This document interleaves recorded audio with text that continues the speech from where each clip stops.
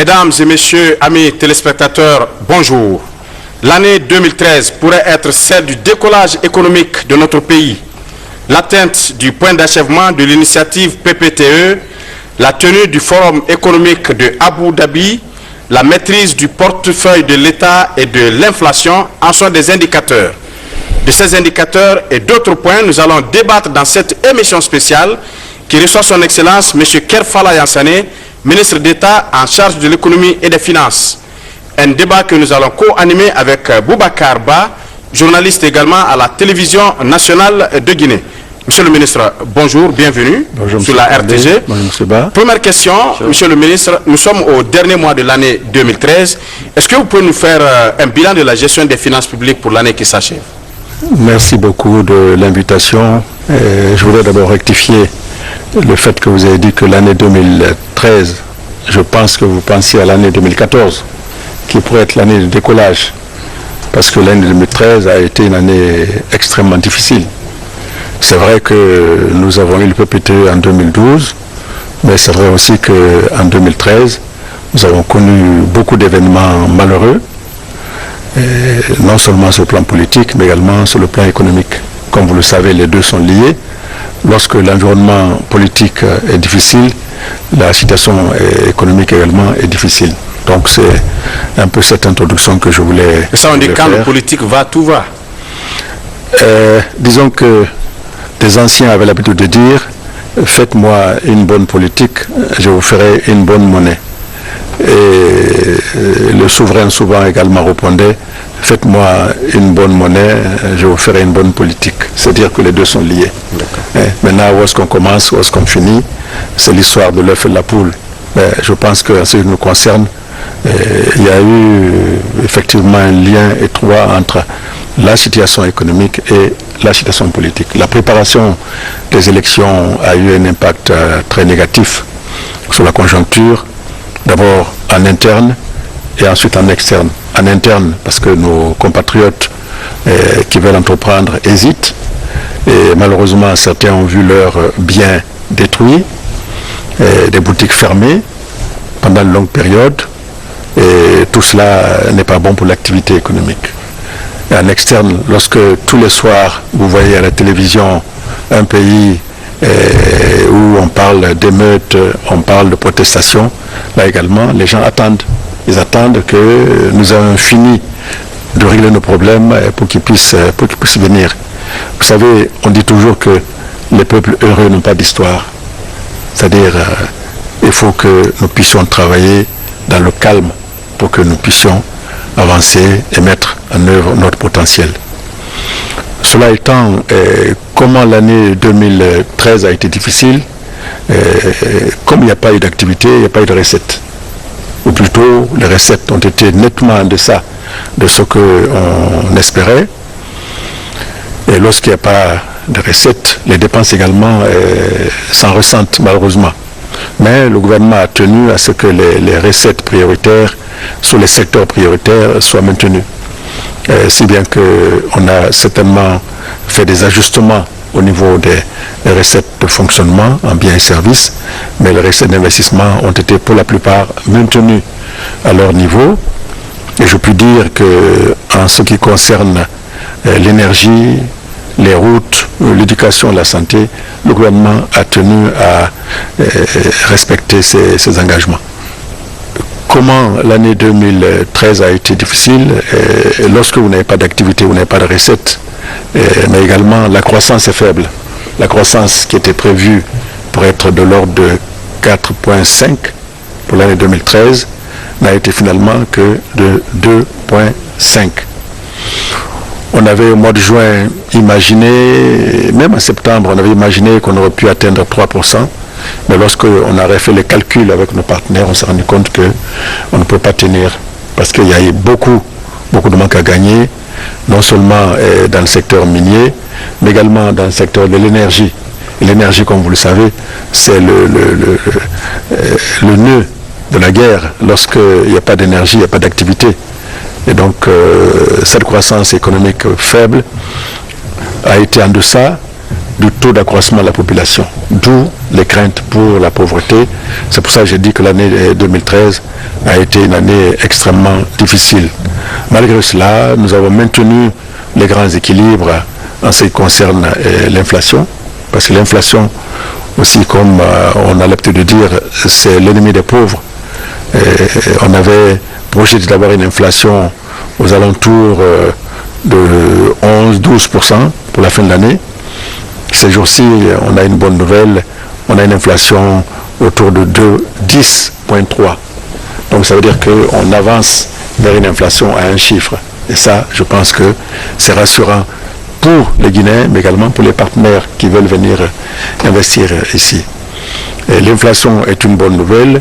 La monnaie s'est stabilisée, comme vous le savez, et la Banque centrale est plus ou moins à l'aise car ses réserves de change sont restées pratiquement intactes.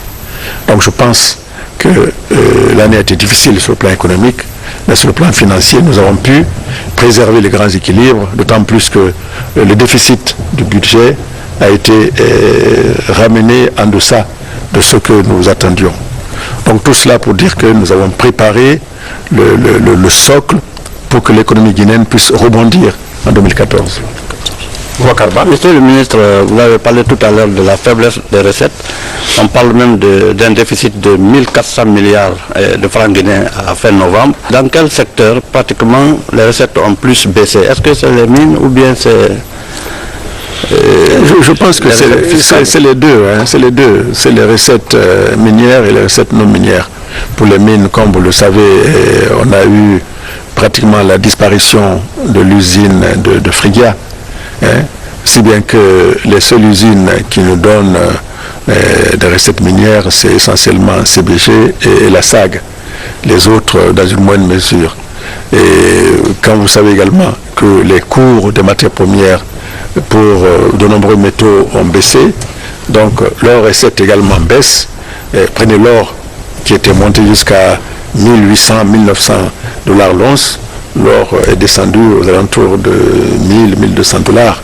Donc tout cela a une incidence d'abord sur les compagnies et ensuite sur les recettes de l'État, parce que ces compagnies prennent sur leurs activités, sur leurs recettes pour pouvoir payer les impôts à l'État. Les recettes non minières également, malheureusement, ont été également faibles parce que l'activité générale a été faible. Donc, je pense que c'est tout le comportement de notre administration fiscale qui a été touché, bien sûr, certains plus que d'autres. Mais la douane, par contre, a rempli son contrat, je puis dire. Monsieur le ministre, quelle évaluation faites-vous de la deuxième revue du programme de facilité élargie de crédit avec les institutions de Bretton Woods? Et quelles sont les perspectives qui s'offrent pour 2014? Là également, je dois vous corriger, nous sommes en train de travailler sur la troisième revue et pas la deuxième. La deuxième est passée depuis le début de l'année, donc la troisième c'est fin septembre. Bien entendu, on essaye de prendre en compte toute l'évolution de toute l'année. Et je pense que les difficultés que je viens d'indiquer ont été prises en compte par nos partenaires. Mais ils ont également été impressionnés par le fait que malgré ces difficultés, le gouvernement a réussi à maintenir le cap pour réduire l'inflation, réduire le déficit de l'État, faire en sorte que la monnaie se stabilise, que les réserves de change également soient stables. Donc ça, je pense que cette prouesse-là, les partenaires le reconnaissent et ils n'ont pas manqué, pas de nous féliciter, mais de nous encourager à continuer pour que l'année 2013 puisse se terminer bien, parce que même si on fait deux bonnes revues dans l'année, deuxième revue, troisième revue, il faut finir l'année. Parce qu'en décembre 2013, ce sera la base pour la quatrième revue. Donc si on nous trouve bien pour la deuxième revue, on nous trouve bien pour la troisième et que à la quatrième on nous trouve mal, ce ne sera pas une bonne chose. Donc nous sommes condamnés à faire en sorte que nous maintenions le cap jusqu'en fin d'année et au-delà. Et c'est pour cela que tout le temps quand vous suivez nos activités, nous sommes en réunion avec l'ensemble des collègues pour évaluer non seulement performances quantitatives, macroéconomiques, mais également les mesures structurelles qui concernent différents secteurs, les mines, l'industrie, l'énergie et j'en passe. Monsieur le ministre, je voudrais rebondir sur la question. Malgré ces difficultés que la Guinée a traversées pendant cette année, vous avez réussi quand même à stabiliser le franc guinéen à un niveau de change qui est vraiment acceptable. Quel a été le secret? Non, ce n'est pas de secret.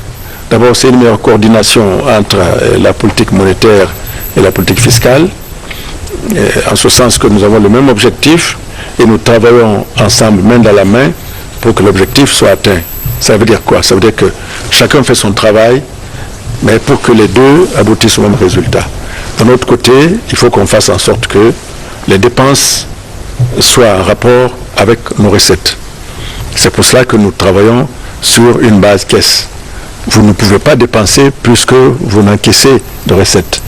Donc lorsque nous faisons cela, cela veut dire que nous ne demandons pas du tout à la Banque centrale de faire des découvertes au Trésor.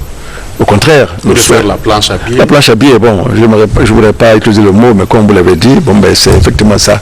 On est sorti de cela depuis que le professeur Alpha Condé est là, et donc nous comptons sur nos propres moyens, sur nos recettes pour dépenser, pour plutôt financer nos dépenses. Ça, c'est notre côté. Du côté de la Banque centrale, elle fait en sorte que s'il y a des liquidités dans l'économie, qu'elle puisse juguler ces liquidités avec les instruments dont elle dispose. Et un de ces instruments, c'est les réserves obligatoires. C'est-à-dire qu'elle met des points de pénalité sur les banques pour que les banques ne puissent pas utiliser leur liquidité pour faire des crédits de manière inconsidérée. Et ces taux de réserve ont été à des niveaux tels que maintenant nous sommes en discussion pour que nous puissions assez rapidement nous entendre pour que ces réserves puissent baisser et que les banques puissent octroyer du crédit, mais du bon crédit. Monsieur le ministre, après l'atteinte du point d'achèvement, vous avez signé beaucoup d'accords pour le règlement de la dette avec certains de nos pays amis comme la France, le Japon. Quel est l'impact justement de cette dette sur les populations? Qu'est-ce qui reste à payer annuellement au niveau de la dette extérieure? Écoutez, on nous pose souvent cette question pour savoir est-ce que les populations mangent le PPT, bon, pour parler en termes terre à terre. Je pense que les populations bénéficient du PPT. Parce qu'imaginez un pays qui était surendetté, notre PIB est de l'ordre de 6 milliards, et notre endettement c'était plus de 3 milliards, donc environ 64% de notre PIB. Et bien entendu, leur service la dette représentait presque 30% du budget. Alors comment voulez-vous que le gouvernement puisse financer des actions de développement lorsqu'il est obligé de prendre au moins un tiers de ses recettes pour pouvoir payer la dette? Ça sera difficile. Donc je pense que rien que cela déjà montre que arithmétiquement, lorsque le gouvernement a eu la possibilité de ne pas payer ces 30% aux créanciers, le gouvernement peut utiliser une partie de cet argent-là pour son développement. Reste entendu que ces 30% malheureusement n'existaient pas dans la réalité parce que nous étions endettés et on ne pouvait pas payer la dette. Donc ces 30% n'existaient pas. Mais il y a une petite partie quand même qui existait et cette partie-là, nous pouvons l'utiliser aujourd'hui pour des actions sur les routes, sur les écoles, sur l'éducation, sur la santé. D'ailleurs, avec le partenaire français, nous avons passé un contrat qu'on appelle contrat de désendettement et de développement, C2D. Ce contrat consiste à dire à la Guinée, écoutez, vous devriez nous payer environ 100 millions d'euros. Bon, ces 100 millions d'euros, on les a effacés. Mais pour ne pas que cet effacement-là n'ait pas d'impact pour les populations, nous passons avec vous un contrat pour vous amener à utiliser ces 100 millions d'euros dans des secteurs sur lesquels nous nous mettons d'accord, en rapport bien entendu avec vos priorités. C'est ce que nous avons fait. Court et moyen terme. Bien sûr, bien sûr. On a fait une évaluation, c'est de l'ordre de 170 millions d'euros avec la France, en enlevant les autres aspects. Et sur ces 170 millions d'euros, on a réparti en deux périodes de 4 ans chacune. Et la première période a commencé et nous avons identifié avec la France l'éducation qui concerne l'enseignement professionnel, l'éducation primaire, pour que les fournitures des élèves puissent être achetées, pour que certaines infrastructures puissent être rénovées. Nous avons identifié l'agriculture et nous avons identifié la décentralisation pour que, au niveau local, tout le monde puisse bénéficier des retombées du PPTE. Bien entendu, l'énergie n'est pas en reste. Un montant est prévu, et là, c'est extrêmement important, parce que nous manquons de projets qui ont des études de faisabilité. Donc, un montant de 7 millions d'euros est prévu pour permettre à la Guinée d'élaborer des études sur des projets, y compris dans l'énergie, pour que nous puissions facilement trouver le financement avec les partenaires.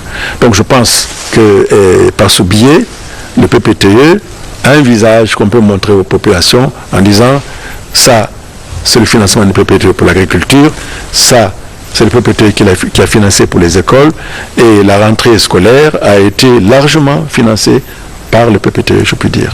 Donc nous pouvons faire le même exercice avec la dette qui a été annulée avec d'autres partenaires.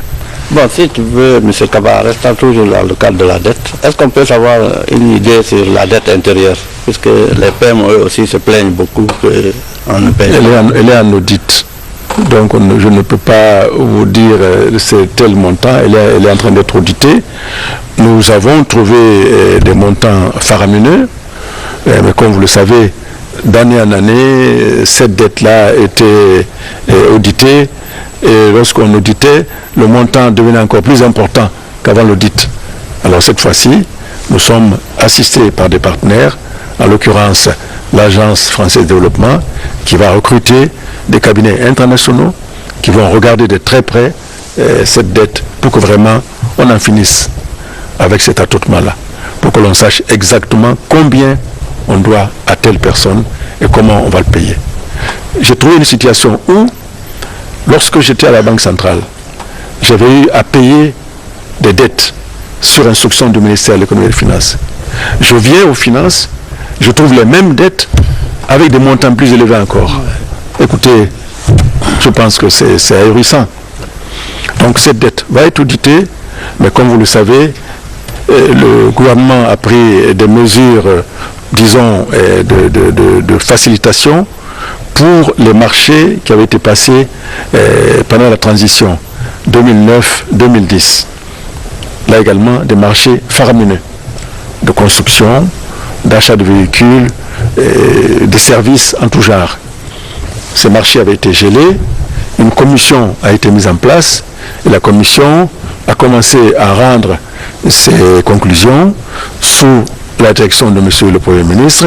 Ces conclusions sont présentées au gouvernement qui décide d'annuler certains marchés, de les reconduire avec renégociation ou de les reconduire tels que. Et donc nous avons commencé cela. Certains de ces marchés ont déjà été mis dans le budget par des départements dans le courant de l'année 2013. Il reste entendu qu'il est le ressort de chaque ministère de décider de remettre ces marchés dans ses priorités ou non. Donc nous, ministère des Finances, on a envoyé une lettre à tout le monde pour dire voilà les marchés dégelés, voilà les conclusions de la commission, pour tel marché, il faut annuler. Bien entendu, s'il y a eu des paiements qui ont été faits, il faut engager des actions pour récupérer ces paiements-là. Pour tel marché, il faut annuler, mais s'il y a des travaux qui sont faits, il faut les évaluer et rembourser les intéressés. Pour tel marché, il y a un contrat qui est passé, il n'y a pas de paiement, pas de travaux, mais on peut les reprendre sous certaines conditions. Donc les ministères sont en train de faire ce travail. Certains ont décidé de faire financer certains de ces marchés pour 2013, d'autres ont décidé de les mettre en 2014, peut-être au-delà. Mais je reconnais que le problème de la dette intérieure est un problème sérieux, parce qu'on ne peut pas se permettre simplement de payer la dette extérieure et laisser nos compatriotes. Mais encore faut-il que nous puissions savoir qu'est-ce qui est effectivement... Ce qui est à payer. Ce qui est à payer. Oui, ce qui est à payer. Ce qui est à payer. Est-ce qu'il y a des livraisons? Nous connaissons beaucoup d'histoires où beaucoup de choses ont été prétendues avoir été livrées à l'État, mais c'était des choses fictives. Bon, je ne vais pas citer de nom, mais vous les connaissez. Monsieur le ministre, si nous restons dans ce domaine, je prends par exemple le cas de la BADAM. Oui. La BADAM, les gens ont mis leur argent à la BADAM et puis la banque a fait faillite. Mais ceux qui ont les déposants regardent l'État. Et récemment, les déposants ont voulu se manifester et vous êtes le ministre chargé de l'économie et des finances. Qu'est-ce que vous pouvez dire aujourd'hui à ces déposants? Écoutez, je pense que la situation de la BADAM est déplorable, regrettable. Nous ne souhaitons pas que ce genre d'événements intervienne dans notre système financier. Parce que ce genre d'événement peut avoir des effets systémiques.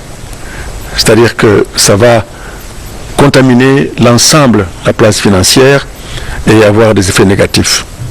C'est pour cela que lorsque une institution est créée, il faut tout faire pour qu'elle se développe dans l'harmonie, non seulement pour elle-même, mais pour l'ensemble de la communauté. Malheureusement, on a constaté que cette banque, comme je crois beaucoup de gens ont déjà eu l'occasion de le dire, dès le départ, cette banque a été créée sous des bases peu solides. De tête, je peux citer quelques-uns des éléments qui expliquent ce manque de solidité. D'abord, parce qu'il était prévu que cette banque devait avoir un partenaire de référence qui puisse en asseoir la crédibilité et la solidité technique. Ça n'a pas été fait. Alors que dans la loi bancaire, il est prévu que ce partenaire devait avoir au moins 20%. Non seulement sur le plan financier, mais également sur le plan technique, assurer la supervision des activités. Deuxièmement, l'État, c'était à l'époque que nous connaissons, s'était engagé à participer au financement. Au moins à 50%. En tout cas, je ne me souviens plus de montant. L'État s'était engagé à participer à ce financement. Mais quand moi je suis arrivé, je n'ai pas trouvé ce financement-là. Et je suis arrivé dans un contexte tel que l'État avait d'autres choses à faire que de pouvoir participer dans le financement d'une institution dont nous savions qu'elle était condamnée. Dès les premiers mois de l'année 2011, j'ai indiqué aux autorités que cette banque fera faillite. Dès les premiers mois 2011. Parce que je savais que il y avait des difficultés congénitales qui ne plaidaient pas à la faveur du maintien de cette banque. Qu'à cela ne tienne, les choses étant ce qu'elles sont, des concertations ont été engagées, l'État, bien entendu, remplit son obligation de garant au dernier ressort du bien-être des populations, même si l'État a limité sa mise à la banque, mais l'État s'est engagé à rembourser une partie des déposants, surtout les petits qui vraiment comptent sur ça pour leur vie quotidienne. Pour les autres, l'État estime que certainement ils ont pris des risques calculés, parce que pour les autres, c'est des hommes d'affaires avertis. Quand on met des montants importants dans une structure, on doit faire des diligences élémentaires. Et lorsqu'on ne le fait pas, on prend des risques. Et si on prend des risques, bon, je pense qu'il faut les assumer. Mais je ne souhaite pas que ce genre de choses se répètent, parce qu'il y va de la crédibilité de la place, il y va du sort des déposants, parce que si les déposants sont découragés, ça peut faire un divorce entre les épargnants et le système bancaire. Nous avons connu ça. Nous avons connu ça dans les années 86, lorsque on a fermé toutes les banques du pays pour faire redémarrer le système. Cela a été laborieux. Alors il ne faut pas que périodiquement, tous les 5 ans, tous les 10 ans, nous connaissions des crises bancaires. Ce n'est pas souhaitable. Monsieur le ministre, si on regarde un peu sur le plan diplomatique, vous engagez des offensives très pertinentes vers les bailleurs de fonds et vous recevez souvent beaucoup de financements. Si je regarde par exemple la Banque mondiale ou l'Union européenne, même la BAD, il y a beaucoup de financements qui se dessinent à l'horizon, mais on a beaucoup de difficultés dans le décaissement. Est-ce que c'est la méconnaissance des textes ou bien c'est le niveau des cadres ou c'est la passation des marchés? Qu'est-ce qui se passe là-bas? C'est un peu de tout, M. Ba. C'est un peu de tout. Il vous souviendra que lors de la présentation du budget à l'Assemblée, j'ai parlé de ce phénomène, donc je n'ai pas caché moi-même. J'ai parlé de la faible capacité d'absorption. Cela veut dire quoi? Cela veut dire que vous avez des ressources qui sont dégagées, mais vous avez du mal à les absorber. Pour plusieurs raisons. La première, c'est peut-être la méconnaissance des règles de décaissement de ces ressources. Mais malheureusement, cela intervient également même dans les projets financés par le gouvernement, donc ce BND. Donc ça veut dire que ce n'est pas seulement avec les ressources des partenaires, avec nos propres ressources, nous avons du mal à décaisser, parce que les gens ne connaissent pas les procédures, mais aussi les gens les connaissent, mais ils ne veulent pas les respecter. Nous avons les problèmes de passation des marchés. Il y a des règles précises. Et lorsque les marchés sont lancés, les commissions font des recommandations, et souvent ces recommandations ne conviennent pas à tout le monde. Alors, on tourne en rond pour pouvoir peut-être modifier les recommandations de ces commissions, et ça traîne, ça peut faire des mois et des mois. Ça, c'est un aspect. Deuxième aspect, c'est la lenteur administrative au niveau d'abord des ministères techniques et peut-être aussi au niveau des ministères des Finances. Au niveau des ministères techniques, nous avons demandé à ce que les ministères techniques, dès que le budget est notifié, qu'ils puissent établir un plan de passation des marchés. Vous connaissez le cycle de notre climat. Lorsqu'il s'agit de routes, il faut que tout soit prêt au plus tard au mois de février-mars, sinon nous rentrons dans la période de mai-juin et la route ne peut plus être faite jusqu'en septembre. Donc lorsqu'il y a ce retard-là, c'est un problème. L'agriculture, la même chose. Il faut que les priorités soient dégagées assez rapidement, que les plans de passation des marchés soient élaborés, communiqués au ministère de l'économie et des finances, au ministère délégué au budget, pour que le ministère délégué au budget mette cela sur la chaîne et que maintenant elle sache que dans tel mois, il y aura tel marché qui sera passé, donc c'est tel montant qui doit pouvoir être débloqué. Donc c'est toute une machinerie extrêmement complexe. On a dit que on va dépenser pour l'année 12 000 milliards de francs guinéens, mais comment on y arrive? C'est annuel, il faut faire des prévisions semestrielles, ensuite trimestrielles, et ensuite mensuelles, et peut-être même qu'on puisse faire semaine par semaine.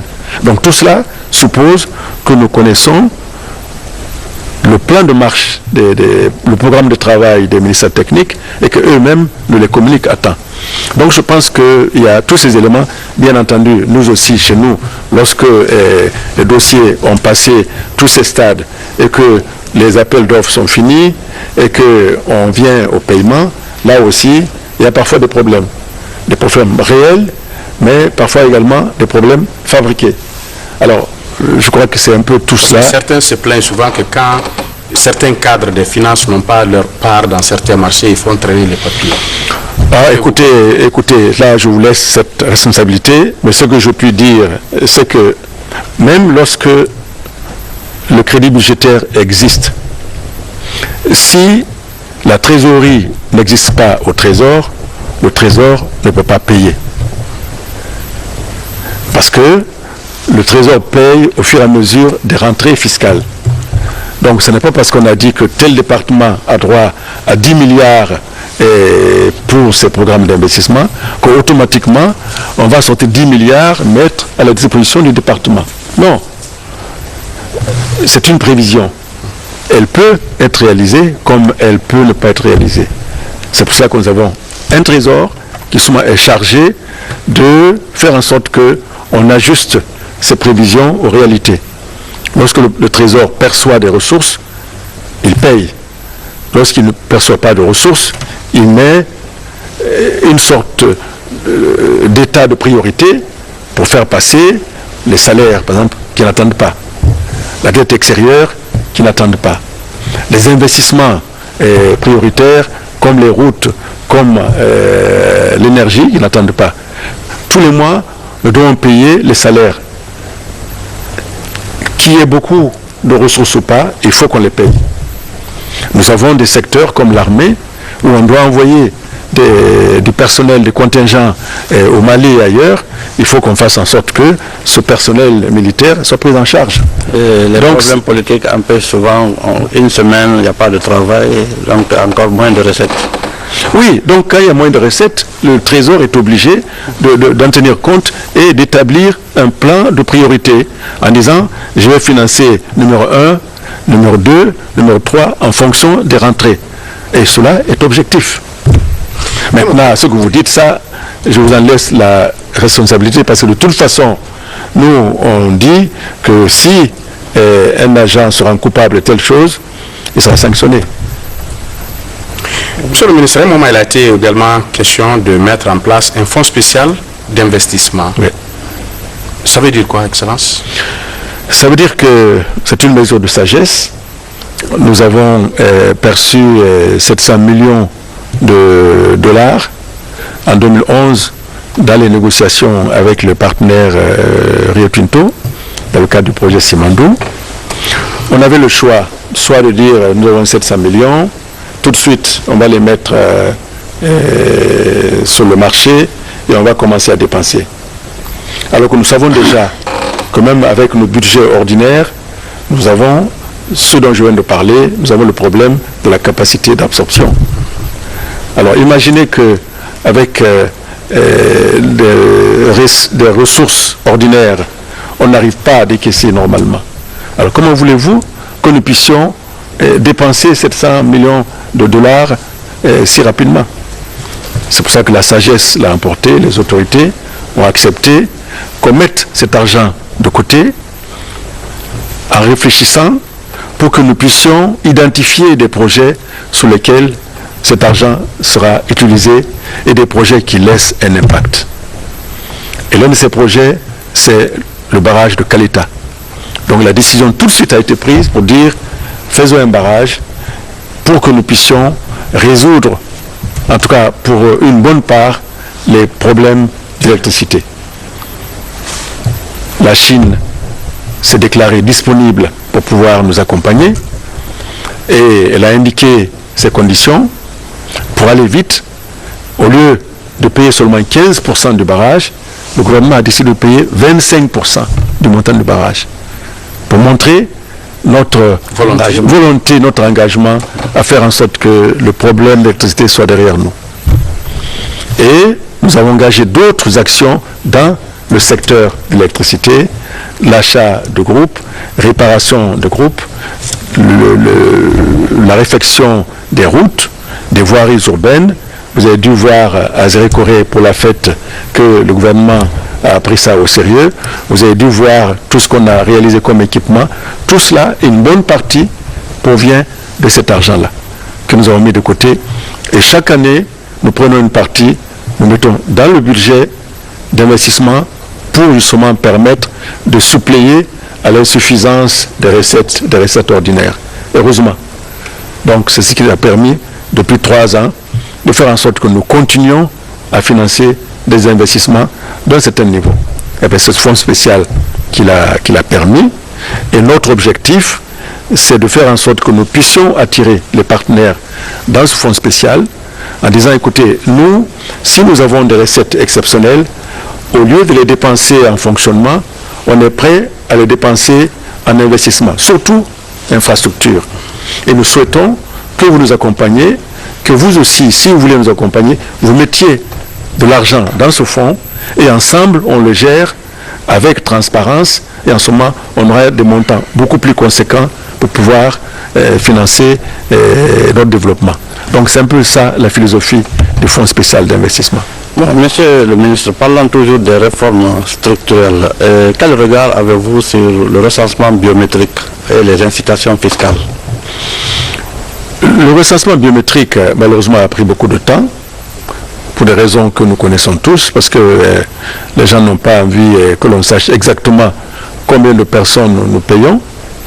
Je voudrais rappeler quand même que jusqu'en 2005-2006, on avait environ 60 000 fonctionnaires qui émargeaient au budget de l'État.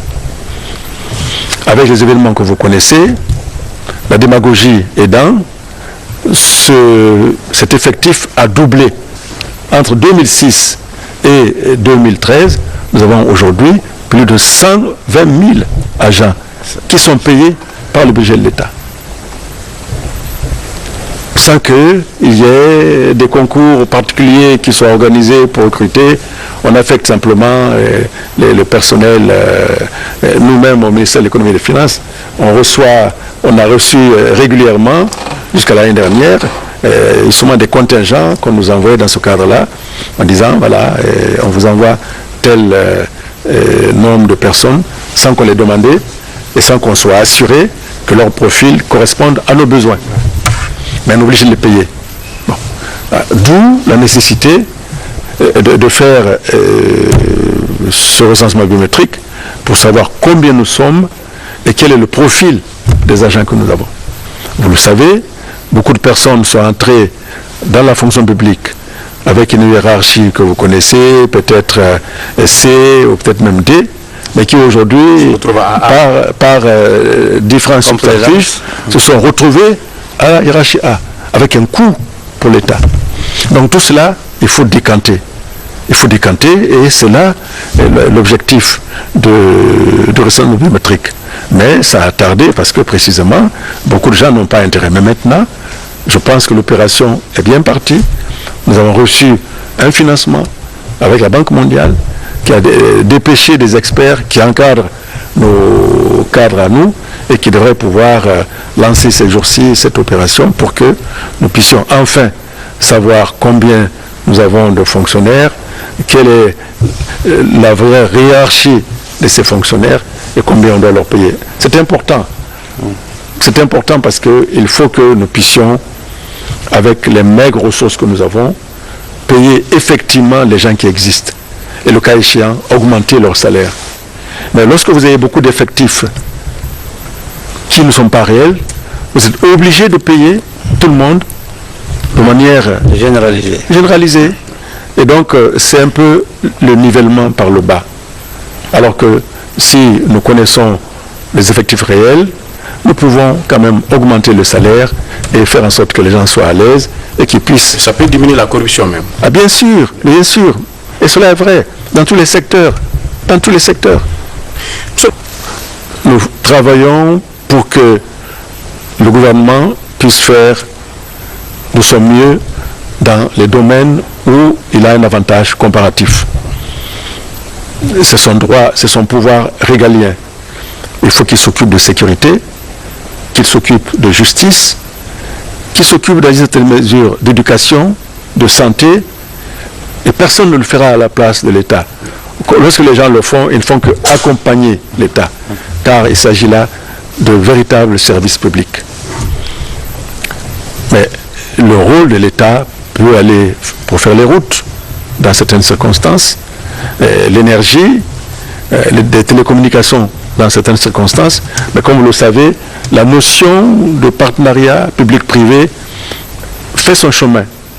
Et fait son chemin même dans les secteurs qu'on considérait comme stratégiques, comme l'eau, comme l'électricité, comme les télécommunications. Dans beaucoup de pays, on a soit privatisé, soit amené l'État à avoir des partenaires privés dans ces secteurs-là. Mais surtout, l'État ne pouvant tout faire, il doit préparer le terrain pour que le privé prenne sa part dans le développement du pays. On dit que le secteur privé est le moteur de la croissance. Mais le privé, pour qu'il puisse travailler, il faut qu'il soit sécurisé, il faut qu'il soit en paix, il faut qu'il ait confiance. Alors, c'est tous ces éléments qui constituent l'environnement de l'investissement. C'est la justice qui sache que lorsqu'il a un litige, que le litige sera tranché comme le prévoit la loi. C'est ça qu'on appelle la prévisibilité de la justice, la transparence. Il faut qu'il soit en sécurité, qu'il ne soit pas appréhendé par les forces de sécurité de manière désinvolte. Il faut que nos forces de sécurité soient efficaces, mais qu'elles soient discrètes, qu'elles la douane ne s'en prenne pas de manière agressive au bien des voyageurs à l'aéroport, donc que la douane soit performante, mais qu'elle soit courtoise. Ça aussi, ça fait partie de l'environnement des affaires. Lorsque un voyageur entre dans le pays, il commence d'abord par rencontrer la douane et les polices de l'air. Donc s'il est bien traité, il a déjà une première impression. Donc la fiscalité également, la manière dont l'État prélève ses droits sur les opérateurs, cette fiscalité a un impact énorme, soit pour encourager, soit pour décourager. Et puis il y a ce que la loi dit, il y a la manière d'appliquer la loi. Même si vous avez des belles lois fiscales, si vous avez une administration fiscale agressive, cela également pose problème. Les investisseurs s'en vont. Voilà. Donc, on a en tout cas travaillé un texte pour corriger les dispositions du passé, pour faire en sorte que les investisseurs qui viennent en Guinée puissent trouver pratiquement les mêmes avantages qu'ils trouvent ailleurs. Mais il faut qu'on travaille pour que l'application de ces incitations soit également du même niveau de qualité que ce qui se trouve ailleurs. Le code des investissements est un autre élément de l'environnement des affaires.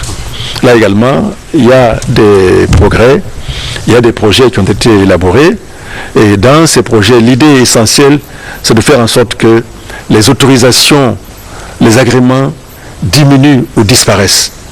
Comme vous le savez, ces autorisations étaient souvent l'occasion de fonds de commerce pour une bonne partie de l'administration. Alors qu'aujourd'hui, lorsque l'opérateur sait que c'est un système déclaratif, mais qui sera contrôlé, eh bien lui-même, il se prend au sérieux et il fait attention. C'est le rôle de l'APIP. Non, l'APIP, c'est l'accueil. L'APIP, c'est l'accueil. Mais c'est toute une série de structures administratives qui sont chargées d'appliquer le code des investissements. La douane, les impôts sont concernés, l'APIP est concernée, les autres administrations qui délivrent des obligations de construction sont également concernées. Donc, c'est tout cela, encore une fois, qui fait l'environnement des affaires. Il faut que celui qui veut investir, il regarde différents pays, il regarde la carte du monde, il regarde différents pays et il regarde la Guinée. Il voit en Guinée, c'est vrai, nous avons la bauxite, nous avons le fer, nous avons l'eau, mais en même temps, il regarde comment on fonctionne. Si notre fonctionnement est rassurant, il vient. Si ce n'est pas rassurant, il ne vient pas. Mais encore une fois, il ne vient pas seulement pour notre potentiel, il ne vient pas seulement pour les incitations fiscales, il vient sur tout un ensemble d'éléments. La manière dont on les accueille, la stabilité politique. On a commencé par ça. On a dit que lorsqu'il y a des remous dans un pays, les gens ne viennent pas. L'argent a peur du bruit. Monsieur le ministre, on va parler maintenant de notre sujet sur Abu Dhabi. Vous avez initié cette rencontre de taille. Quelle est l'idée qui vous a conduit justement à proposer ça au chef de l'État? D'abord, l'idée d'une conférence des bailleurs de fonds est une idée classique. Comme vous le savez, tous les gouvernements qui sont passés ont eu à organiser des conférences des bailleurs de fonds pour pouvoir présenter les problèmes du pays à nos partenaires traditionnels et obtenir des financements dans les domaines où l'État intervient. Alors la nouveauté, cette fois-ci, c'est qu'on a essayé de combiner la réunion des bailleurs de fonds avec une réunion des investisseurs. C'est ça la nouveauté. Okay. Pour des raisons que j'ai indiquées, parce que l'État seul ne peut pas tout faire. Nous savons que notre État est un État qui n'est pas encore tout à fait fort et qu'il a besoin de relais sur le terrain pour que son programme de développement puisse être accompagné. D'où, donc, d'organiser une conférence à la fois des bailleurs traditionnels et des investisseurs. Maintenant, pour Abu Dhabi, nous avons également cherché des pays émergents. Comme vous le savez, lorsque vous regardez la carte du monde, vous vous rendez compte que les pays industrialisés aujourd'hui sont en difficulté pour des raisons que nous connaissons, avec les problèmes de l'euro, la crise de différents pays. membre de l'Union européenne. Les États-Unis ont également leur lot de problèmes. Les pays émergents sont un peu, disons, le secteur où on peut encore chercher à avoir des marges de développement. On a choisi Abu Dhabi, c'est un pays tranquille, qui est presque à mi-chemin entre les pays occidentaux et les pays orientaux, qui n'a pas d'histoire avec nous, et qui n'a pas d'histoire avec les autres pays, et qui n'est pas un pays dont le nom évoque des problèmes politiques ou de rejet, et qui en plus, ils sont bien gérés. Il y a des livres qui sont sortis, je crois que je vais vous passer ce livre-là, où le titre de ce livre, c'est de simple rat à riche. Donc ces pays-là, ce pays qui en appelle Abu Dhabi, était un pays de simples pêcheurs il y a à peine 40 ans. Simples pêcheurs. Parce qu'Abu Dhabi est en fait la capitale, mais ça comporte Dubaï et beaucoup d'autres. C'est évident en fait. Voilà.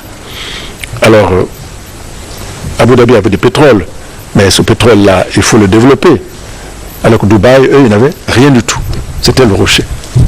Donc, ils ont réfléchi et ils ont trouvé un modèle qui leur permette d'attirer les investisseurs, d'attirer la main-d'œuvre, mais aussi de bien utiliser les ressources qui leur sont propres. Monsieur le ministre, comment vous avez procédé justement pour réunir tout ce monde à Abu Dhabi? On sait simplement que le président s'était rendu à Paris, en Arabie Saoudite et même à Abu Dhabi à un moment. Mais tous ces investisseurs-là, quel est votre secret? Écoutez, je pense qu'il n'y a pas de secret. D'abord, une conférence se prépare. Comme vous avez dit, le président lui-même s'est impliqué dans la préparation. On a tissé des relations avec les plus hautes autorités de Abu Dhabi. Le président y a été plusieurs fois et il a rencontré toutes les hautes autorités pour s'assurer qu'ils sont prêts à accueillir la conférence et qu'ils sont prêts à nous accompagner. Donc lorsque cet endroit est choisi, il faut maintenant faire venir les gens. Pour faire venir les gens, il faut aussi que la Guinée évoque quelque chose. Donc ce n'est pas un secret. C'est d'abord le potentiel de la Guinée, mais tout ce que nous avons fait au cours des 3 dernières années, tout ce qui a été fait sous l'égide du professeur Alpha Condé, où nous avons eu à sortir d'une situation extrêmement difficile, que personne ne pouvait imaginer qu'on allait réaliser ces prouesses-là, et faire en sorte qu'il y ait la stabilité sur le plan militaire, qu'il puisse y avoir le dialogue avec l'armée pour que les forces armées acceptent d'entrer dans le processus que le président avait dégagé, que nous puissions stabiliser l'économie, faire baisser progressivement l'inflation, que nous commencions à faire des réformes structurelles sur le plan minier, sur le plan des finances publiques, et que nous puissions relancer l'agriculture et également commencer la construction d'un grand barrage. Donc tout cela faisait partie de ce que le professeur appelait Guinée is back. Donc ce sigle-là, ce mot d'ordre a résonné dans les oreilles de différentes personnes. Et bien entendu, le reste, c'est les relations personnelles qu'on a tissées et qui ont pu nous aider à faire venir les personnes. Le professeur lui-même a pu faire venir ses propres amis, comme Tony Blair, comme vous avez vu, M. Bernard Kouchner, Mme Obi, qui était l'ancienne vice-présidente de la Banque mondiale, et j'en passe. Mais l'engouement était tel que les grands patrons du projet Simandou ont cru devoir être présents. Le patron de Rio Tinto, M. Sam Walsh, a décidé de venir. Le grand patron de Chinalco a décidé de venir parce que Abu Dhabi, c'est là où il fallait être en ce moment-là, pour faire comprendre qu'on est avec la Guinée, qu'on est déterminé à accompagner ce projet-là. Bien entendu, il fallait qu'on choisisse également des personnes ressources qui pouvaient animer les débats. Et là également, c'est une nouveauté. Parce que d'habitude, on fait des conférences de bailleurs de fonds où il y a une sorte de tradition. Les bailleurs de fonds sont d'un côté et ils viennent faire leur déclaration et à la fin de la journée, c'est terminé. Alors que là, on a essayé de faire en sorte qu'on combine C'était de l'interactif en fait. C'était interactif. Donc il y avait une sorte de forum économique également là-dedans. Donc ça aussi, ça a intéressé les gens. Donc on a choisi des personnes qui, même s'ils n'amènent pas de l'argent, mais ils amènent leur intelligence, ils amènent leur aura. Et ils motivent les autres. Et ils donnent la crédibilité à la conférence. On avait compté sur 300 personnes, on avait plus de 600 personnes. Le jour de l'ouverture, vous avez vu, il y a des personnes qui n'ont pas pu entrer dans la salle. Donc ça également, je pense que c'est tout ça à mettre au compte du gouvernement, du professeur, et on est condamné à réussir. Parce que là, on a mis la barre très haut. Les gens maintenant savent c'est qui la Guinée. En tout cas, sur ce que nous avons expliqué là-bas, on nous avons expliqué que nous avons un grand potentiel, que nous sommes gentils, qu'on est prêt à les accueillir. Mais il faut qu'ils viennent. Et quand ils vont venir, il faut qu'ils trouvent également que ce que nous avons dit là-bas correspond à la réalité. Et c'est pour cela que nous avons décidé, le gouvernement a décidé d'organiser maintenant un forum en Guinée uniquement pour les investisseurs. Pour qu'ils viennent voir leurs propres yeux tout ce qu'on leur a indiqué là-bas comme potentialité, comme opportunité d'investissement. C'est pour ça qu'on a dit qu'on a amené la Guinée au monde. Maintenant, on veut amener le monde à la Guinée. Là, il faut qu'ils trouvent la Guinée. Que la Guinée est comme ils l'ont rêvé. Mais est-ce qu'on peut savoir les résultats obtenus à Abu Dhabi? Et est-ce qu'il y a maintenant un comité de suivi pour justement appliquer les résultats de cette conférence? Je pense que les résultats d'Abu Dhabi sont multiples. Alors, je ne sais pas de quel résultat vous parlez. Moi, je peux imaginer... Le financement, je parle de financement. Ah oui, bon. Bah sinon, les résultats d'Abu Dhabi, c'est pas seulement le financement. Même si on n'avait pas eu de financement, le simple fait qu'on a eu cette affluence du beau monde, pour moi, c'est un succès. Cette participation massive des grandes sociétés, des grands intellectuels africains et étrangers, à mon avis, c'est l'un des premiers succès. Beaucoup de personnes ont parlé, ils n'ont pas mis d'argent, mais ils ont soutenu la Guinée.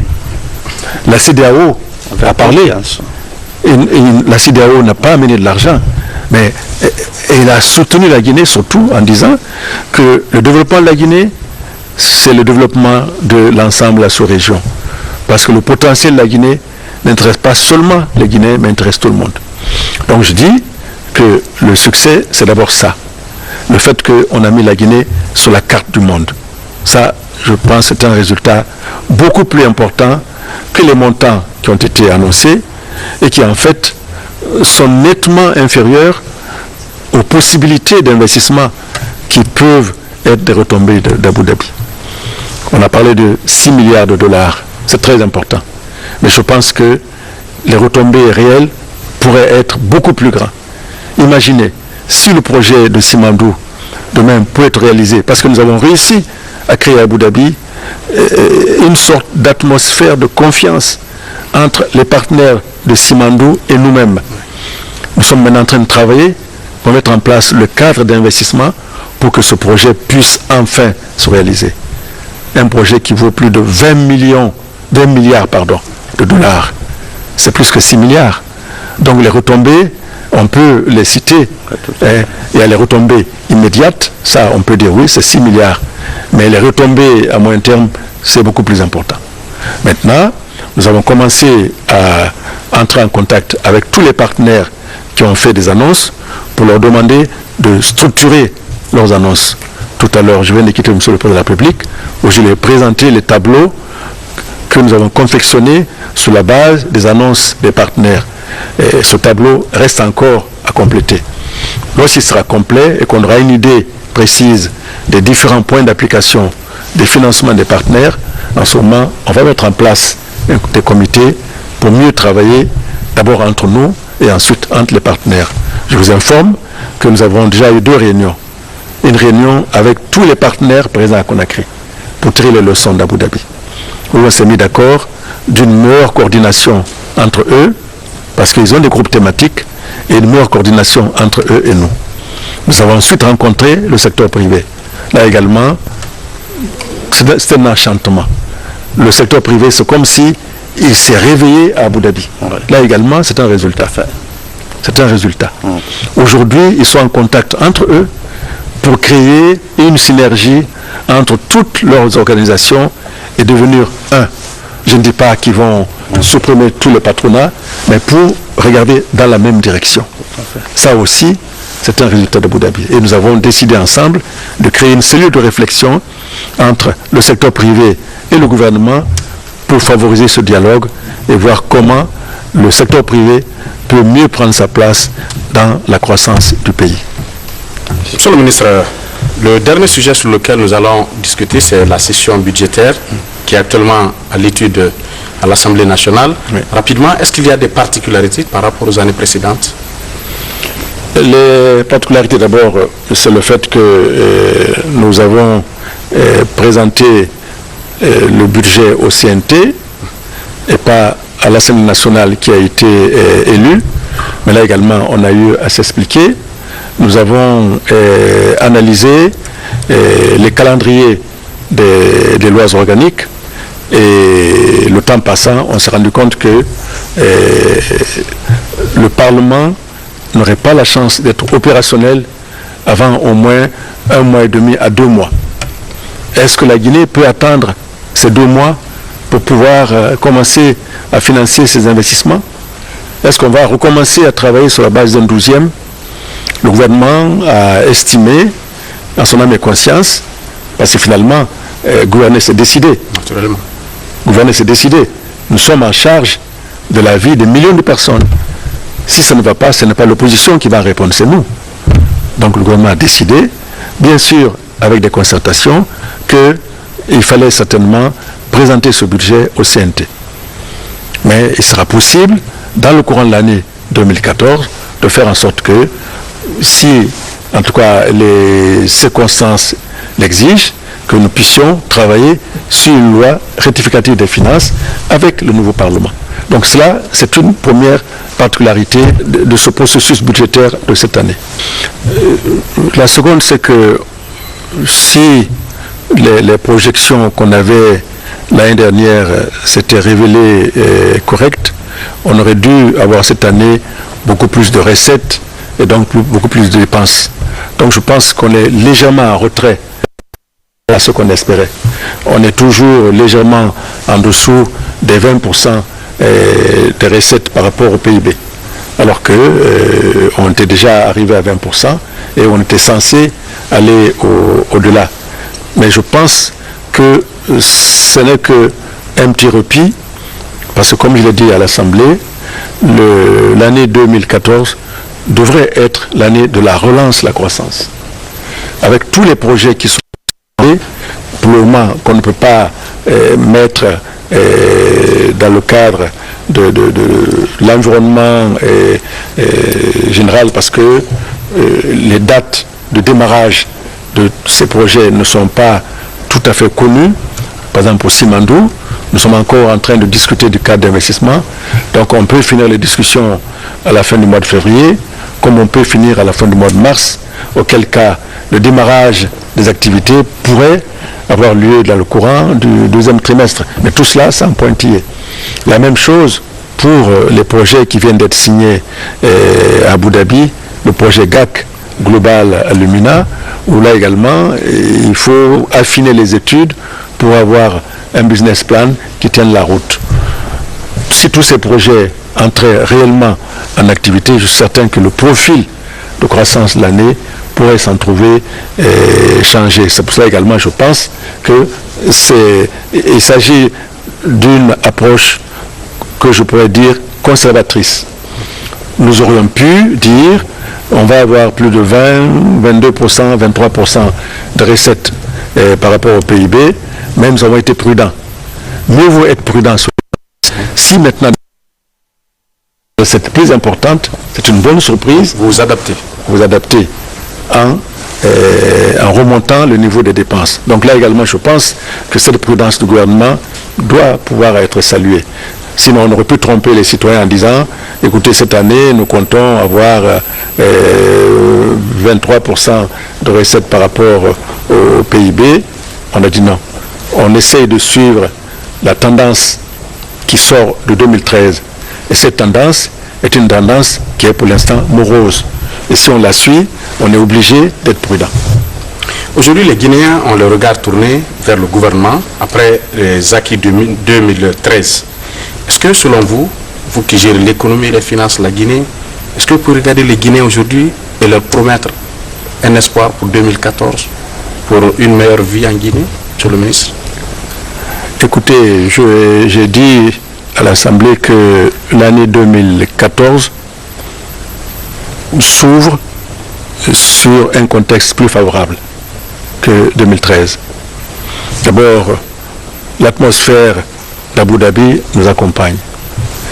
L'atmosphère de l'OCI a encore mis la Guinée encore un peu plus haut. Les projets dont je viens de parler également s'annoncent comme étant des éléments qui pourraient venir fouetter la croissance. Bien entendu, tout cela c'est un pointillé, mais il faut que dans la réalité, nous fassions en sorte que notre gestion soit à la hauteur, que les réformes que nous avons commencées soient poursuivies, les réformes structurelles sur l'énergie, car il faut l'énergie pour que tout puisse fonctionner. Il faut les routes pour que tout le monde puisse bien circuler, pour que lorsque les paysans produisent, ils puissent évacuer. Nous avons ces programmes pour l'énergie. Nous avons loué des équipements pour pouvoir maintenir la production électrique. Mais il faut que nous puissions faire en sorte que nous améliorions la gouvernance de EDG pour qu'elle soit capable non seulement de gérer l'existant, mais d'être capable demain de gérer le barrage de Caleta qui va sortir et d'autres barrages encore. Alors le gouvernement est entré en contact avec différents partenaires pour faire venir des professionnels qui auraient des contrats de gestion pour nous aider à gérer dans un premier temps EDG, quitte à ce qu'après ils deviennent des partenaires pleins. Donc je peux dire que... Est-ce qu'on part vers une privatisation de EDG? Non, il y a des partenaires pleins. Okay. Partenaires, c'est-à-dire ils sont associés au gouvernement. Parce qu'il n'est pas question que le gouvernement se retire. Parce que les subventions ont continué à monter. On était à 250 milliards en début d'année 2013. On a fini l'année à plus de 400 milliards. Donc on est obligé de reconduire pour 2014.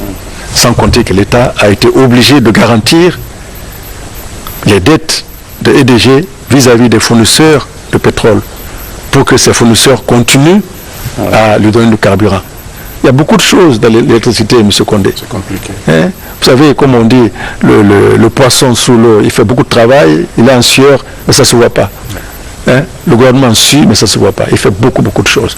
Donc, c'est un optimisme mesuré que je voudrais inviter mes compatriotes à avoir. Optimisme mesuré sur la base de ces constats, mais il faut que cet optimisme puisse être transformé par notre travail, par notre manière de coopérer, de dialoguer d'abord entre nous et de dialoguer avec les investisseurs étrangers. Et quand ils viennent, qu'ils trouvent que les Guinéens veulent les accueillir. Nous voulons organiser une conférence des investisseurs. Quand ils vont venir, quel sera notre comportement? Il faut que ce soit un comportement d'ouverture. Qu'on ne se tape pas la poitrine en disant c'est chez nous, comme on a l'habitude de dire. C'est chez nous, depuis combien d'années? Mais on n'a pas développé. Donc, de grâce, qu'on soit ouvert envers les autres, qu'on les accepte. On a besoin d'eux. Et ils ont besoin de nous, ils le disent. Mais il faut que nous aussi, on se dise que la Guinée n'est pas le centre du monde. Que la Guinée est un tout petit pays qui a la chance d'avoir un grand potentiel.